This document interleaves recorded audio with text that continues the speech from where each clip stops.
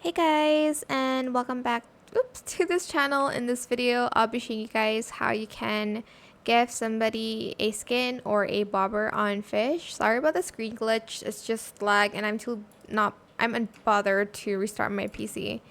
But you're going to go to shop here, and as you can see, you can either purchase it or there is like a gift option where you can give people the skin. So select it and you're just going to select the person's user and you're just going to obviously purchase it.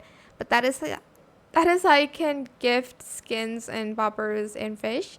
If you would like to gift me, I'm just kidding.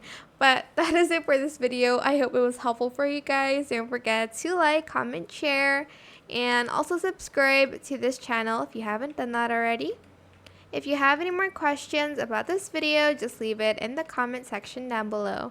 I will try my best to answer them all for you guys. And if you found this video helpful, please click the thanks button as well. That is it for this video. Thank you so much for watching. Bye.